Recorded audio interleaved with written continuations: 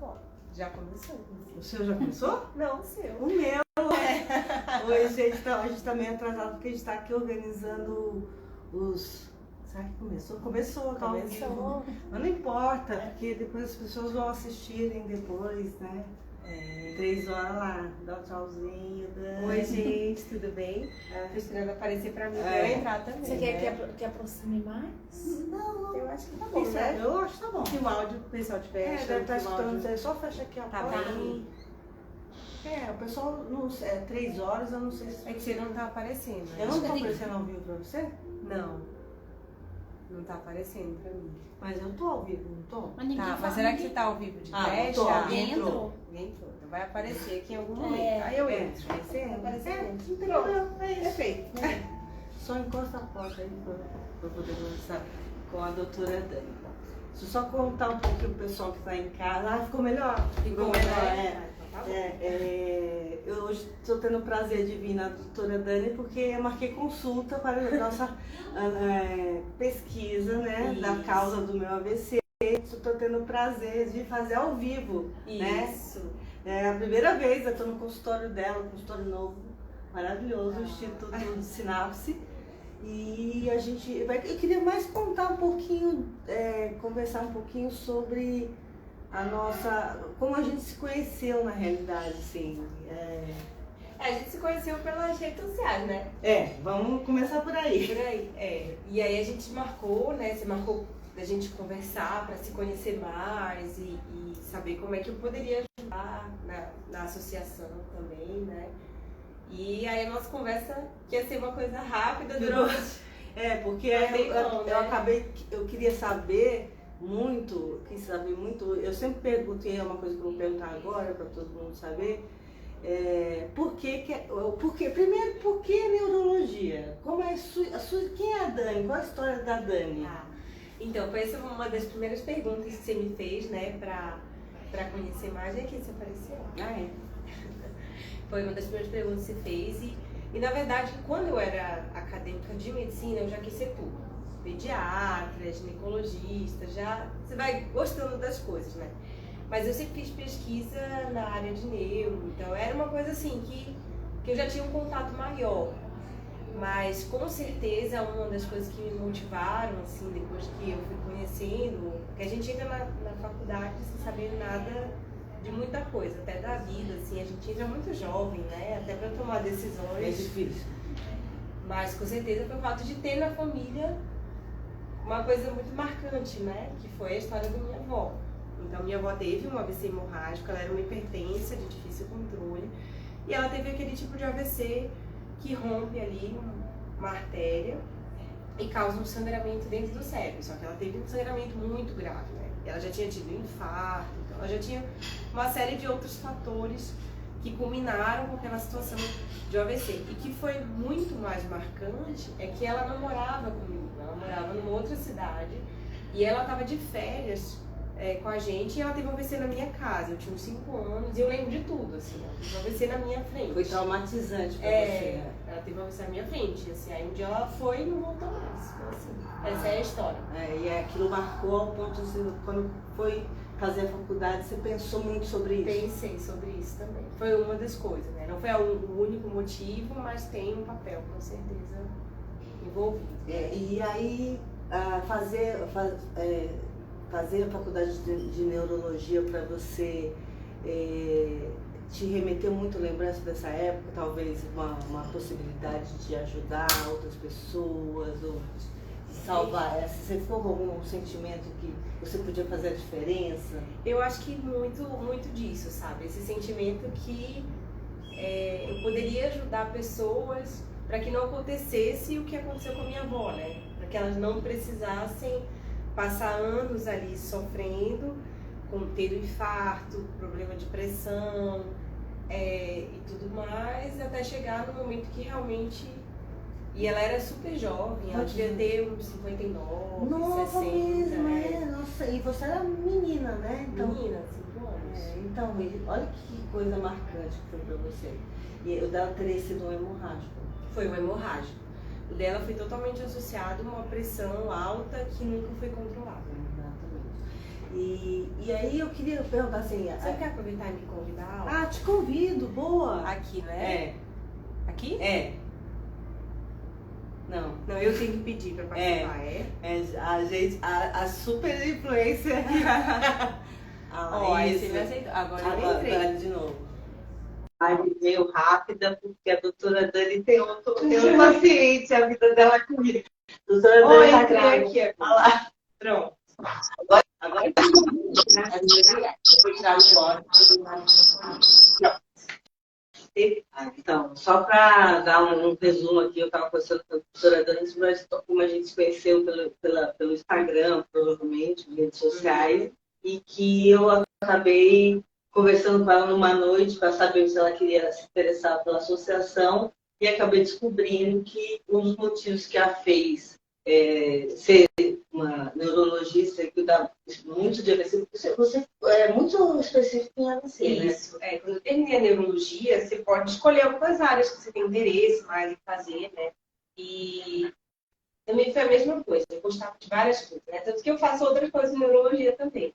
Mas isso de você poder ajudar as pessoas e numa fase ter que pensar muito rápido, responder muito rápido. Isso é uma coisa que me atraiu bastante, assim, no cuidado do AVC. E pensar que é uma doença muito prevalente, né? E desde que você expôs, você viu esse número aumentando? Aumentando. Se a gente for para pensar, 18 milhões de pessoas todos os anos, né, no mundo tem um AVC. A cada 4 pessoas, uma vai ter um AVC. Né, se os fatores de risco não forem pontuados.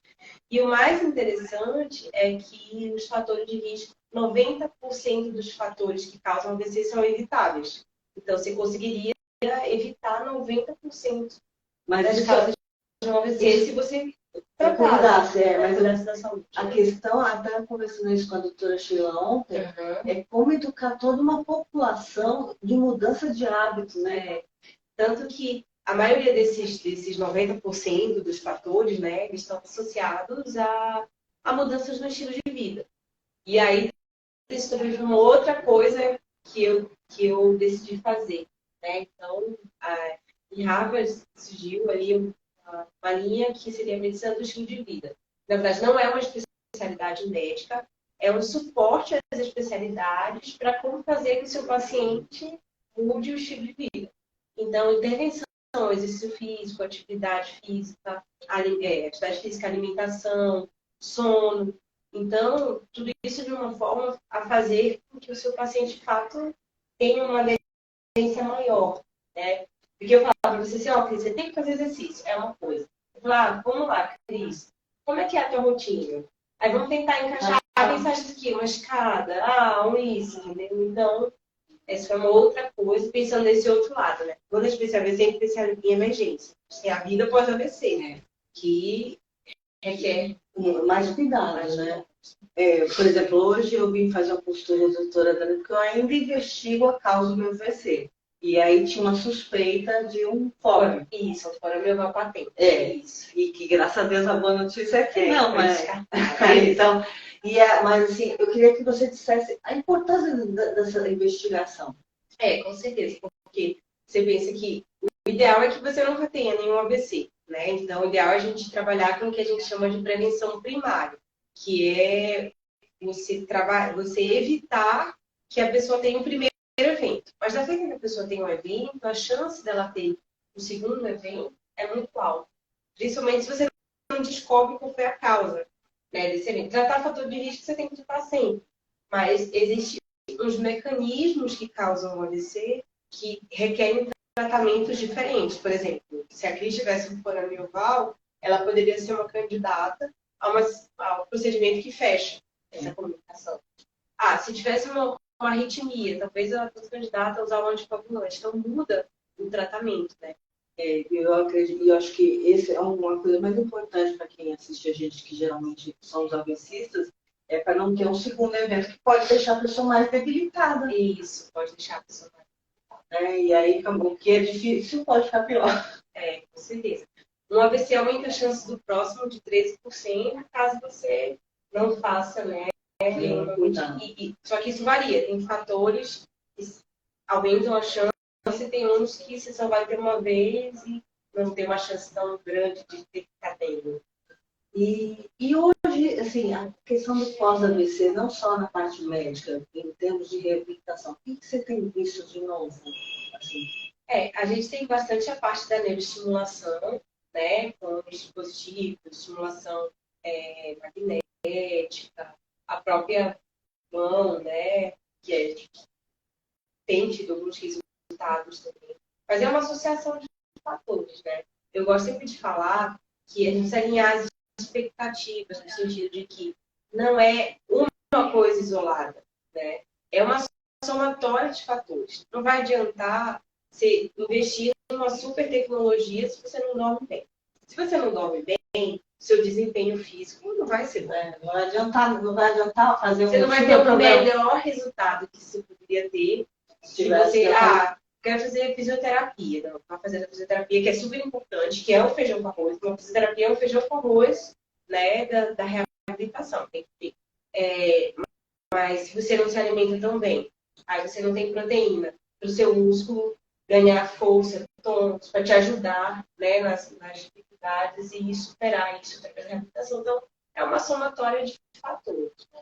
E eu lembro quando a gente se encontrou no congresso do ano passado, lá do Global Stroke, você estava participando de uma palestra que eu não pude participar, que era sobre os medicamentos unificados. Isso. Como está isso? Porque eu achei isso tão importante, porque é tanto remédio para a gente tomar, eu queria saber como está isso. Inclui uma questão de política pública, né? Então, um esforço dos médicos, dos colegas da América Latina, acho que até a doutora Sheila pode falar muito mais, porque ela está cabeçando muito dessas pesquisas, mas que seria a ideia de você conseguir no comprimido só colocar o antihipertensivo, o remédio da diabetes, aspirina, caso o paciente tivesse alguma indicação, para facilitar. Então, o médico que está lá no posto, ele seguiria um fluxograma. Aí, chegando nesse fluxograma, saberia se aquela pessoa é indicada a vírgula única, né? Mas a gente não tem ainda. Isso meio aprovado. Mas a doutora Sheila saberia falar muito mais. Né? Depois a gente vai conversar. Porque é coisa de política pública, né? Sempre vai estar na saúde, na atenção primária. E aí tem muito papel da associação de pressionar os órgãos públicos para ter, né? É um processo, não é uma coisa fácil, até porque mudou o governo e tudo mais. E outra coisa, e a coisa de você sair? Porque quando a minha primeira consulta com você foi num consultório lá no 9 de julho, né? Foi. E agora você mudou para cá, agora é o Instituto Sinapse. Conta um pouquinho, o que aconteceu para você vir para cá e montar o Instituto? Qual é a ideia do Instituto? Na verdade, a ideia surgiu da necessidade que eu trabalhava com uma clínica de uma colega geriatra maravilhosa, inclusive. E aí eu tinha uma sala lá que eu atendia, né? E é que surgiu a ideia, o projeto de fazer um instituto que fosse voltado para todos esses aspectos relacionados ao AVC. Então, eu comecei, eu trato dor, né? Um neurologista trata de enxaqueca, por exemplo. Né? Ele sai especialista em enxaqueca. Mas eu comecei a receber muitos pacientes com AVC com dor. E é muito difícil de tratar dor. Você não é uma coisa intuitiva, como você trata uma dor remédio de dor. Né? Existem outros mecanismos, inclusive tratamentos cirúrgicos para dor refratária. Né? E aí acabei ligando nisso, aí fiz uma pós em dor lá na USP. E aí a ideia do Instituto Sinapse era tentar integrar tudo isso no atendimento do paciente. Então, tem institucional, a gente tem um outro neurologista para atender também, especialista em AVC, para a gente poder oferecer mais horários, ter um atendimento multiprofissional. Mas também, então, agora você também está vendo a questão de botox, está vendo a questão de tentar fazer, até pensando um pensamento voltado à reabilitação. Até porque a espasticidade, que é a rigidez, né, pós-AVC, ela causa dor. Então, às vezes você vai tratar dor e você não trata a espasticidade, né? Então, são coisas que a gente vem implementando para tentar trazer uma qualidade de vida melhor, né? Uma das coisas que eu percebo também, que é a gente acaba tendo que fazer diferentes coisas em diferentes lugares. Então, assim, vai fazer um botox com fisiatra, depois tem que ir na fisioterapeuta, sabe? Tudo muito solto. E acho que faz falta isso, a necessidade de ter uma coisa mais concentrada. Essa aí tem um papel primordial também na reabilitação, né? Cada um tem seu papel. Né? Sim, não estou falando, mas assim, talvez tenha um lugar, tipo, mais Lucis Montoro, mas não o Luci, porque ter mais espalhado, porque facilitaria a nossa vida, com certeza. O tratamento no mesmo lugar, então é uma coisa que a gente vem brigando. E para encerrar, porque ela já tocou a campainha aqui, né? Como que, doutora Dana, está grávida, como que você concilia a sua vida de professora, mãe? Essa é a resposta que até eu quero saber também, como conciliar. Né? Você nunca vai fazer tudo 100% perfeito, né? Você tem todas nós, né? Temos as nossas falhas, as nossas limitações, e a gente precisa reconhecer. E o ponto principal que eu penso é você ter muita fé, que isso é uma coisa que eu busco muito, né? Da minha crença. Então, ter muita fé, então muita coisa, eu sei que para mim é muito, eu peço ajuda. Orientação, que inclusive é uma coisa que está até meio que comprovado cientificamente, né? A espiritualidade. Tem uma área no cérebro que aciona a fé, que ajuda a separação. É real. É real. Não é uma coisa assim, tipo, eu tenho fé. Não, é real, né? É real.